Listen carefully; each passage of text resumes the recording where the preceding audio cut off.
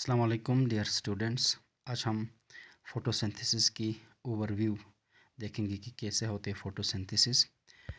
Photosynthesis की definition है कि synthesis of carbohydrate from carbon dioxide और water with help of solar radiation या सोलर एनर्जी की मदद से कार्बोहाइड्रेट बनना, किससे? कार्बन डाइऑक्साइड और वाटर से। उसको हम फ़ोटोसिंथेसिस कहलाते हैं। और ये ओवरऑल फ़ोटोसिंथेसिस जो है वो दो फेजेस में कंप्लीट होती है। लाइट रिएक्शन जिसको हम फोटोकेमिकल फेज कहते हैं, डार्क रिएक्शन जिसको हम बायोसिंथेटिक फेज कहते हैं। अब देखेंगे हम ओवरव्यू फोटोसिंथेसिस की। तो फोटोसिंथेसिस का जो लाइट रिएक्शन होती है वो होती है थाइलाकोइड मेम्ब्रेन में। आप राइट साइड पे देख रहे हो थाइलाकोइड, ग्रेनम थाइलाकोइड के स्टेक से बना हुआ ग्रेनम है। उसमें से एक थाइलाकोइड को हम मैग्नीफाई करके देखेंगे तो आपको यहाँ पर थाइलाकोइड नज़र आएगा। उसका अंदरूनी ल्यूमन और थाइलाकोइड की मेम्ब्रेन, यहीं पर होती है लाइट रिएक्शन। तो लाइट रिएक्शन में क्या होती है? एसिमिलेटरी पावर्स बनती है, एटीपी और एनएडीपीएच। वही डार्क रिएक्शन के दौरान जो होता है स्ट्रोमा में, वहाँ पर एनएडीपीएच और एटीपी की मदद से कार्बन डाइऑक्साइड से ग्लूकोज बनती है, यानी कार्बोहाइड्रेट बनती है। तो ये है ओवरव्यू ऑफ फोटोसिंथेसिस। अब हम देखेंगे कि लाइट रिएक्शन थाइलाकोइड की मेम्ब्रेन में कैसे होती है। थाइलाकोइड की मेम्ब्रेन में पिगमेंट का ग्रुप होते हैं जिनको हम फोटोसिस्टम्स कहते हैं।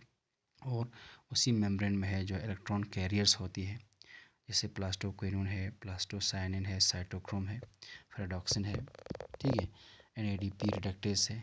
तो इन ही इलेक्ट्रॉन कैरियर्स के थ्रू इलेक्ट्रॉन जो है वो फ्लो होती है। होता क्या है कि इन फोटो सिस्टम पर लाइट रेडिएशन पड़ती है, तो लाइट एनर्जी की मदद से इन फोटो सिस्टम में मौजूद क्लोरोफिल जो मेन पिगमेंट है उससे इलेक्ट्रॉन एक्साइड हो जाती है। वही इलेक्ट्रॉन जो है फिर इन इलेक्ट्रॉन कैरियर्स के थ्रू पास हो जाती है और लास्ट में ये इलेक्ट्रॉन जो है यहाँ पर आपको दिखाई दे रहा है एनएडीपी को मिलता है। तो एनएडीपी जो है वो रिड्यूस होकर एनएडीपीएच बन जाती है, ठीक है।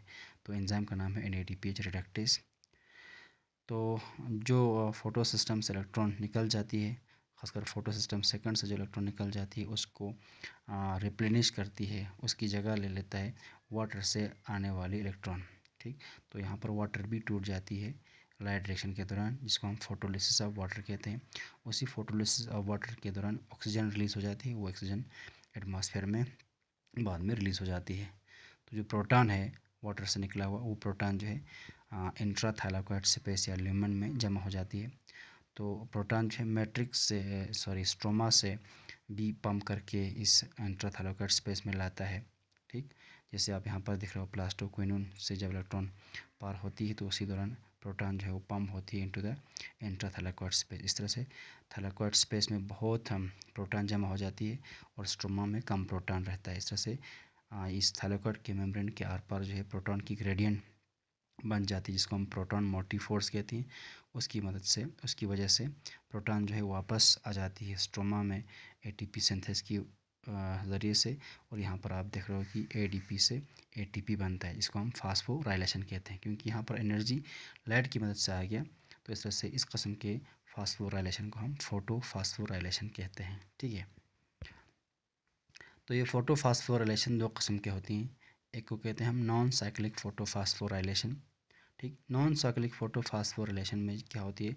इलेक्ट्रॉन जो है एक ही डायरेक्शन में ट्रांसफ़र होती है या फ्लो होती है, वापस इलेक्ट्रॉन नहीं आता, ठीक है।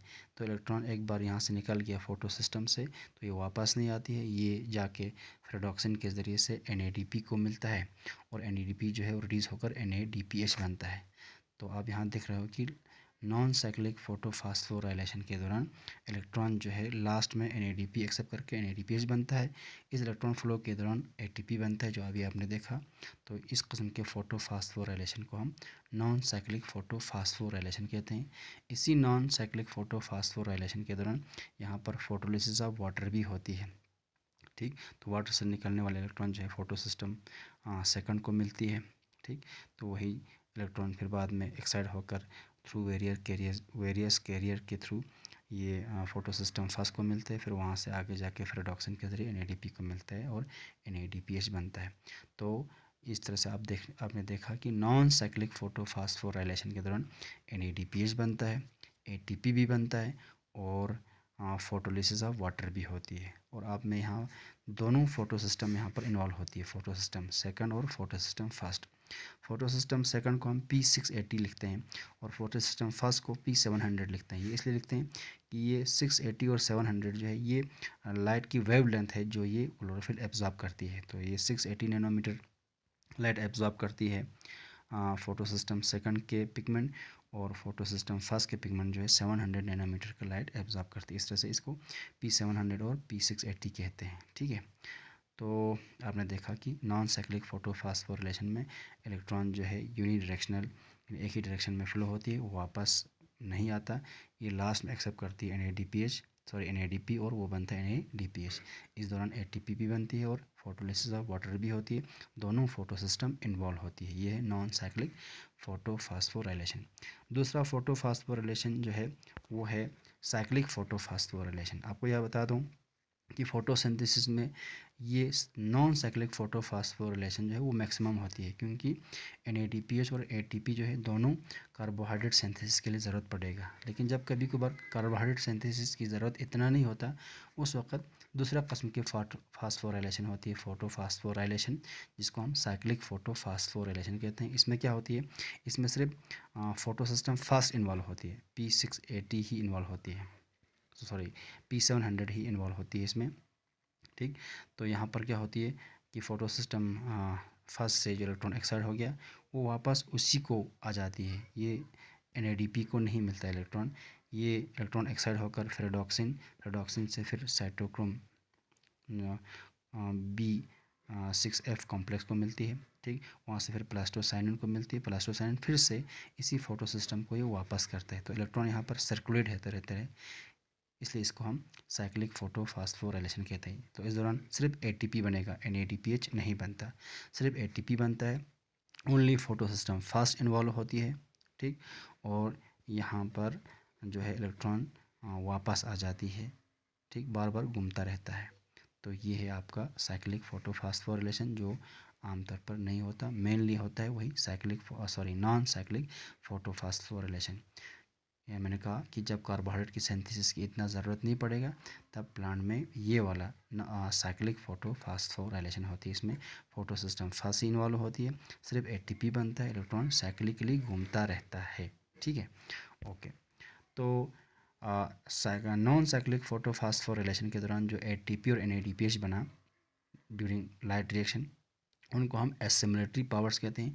वही ATP और NADPH अब यहाँ पर इस्तेमाल होती है ड्यूरिंग डार्क रिएक्शन, जो स्ट्रोमा में होती है। डार्क रिएक्शन स्ट्रोमा में होती है, इसमें होता कुछ नहीं, यहाँ पर कार्बन डाइऑक्साइड मॉलिक्यूल जो है अब ये रिड्यूस होकर उससे ग्लूकोज बनेगा, यानी कार्बोहाइड्रेट बनेगी।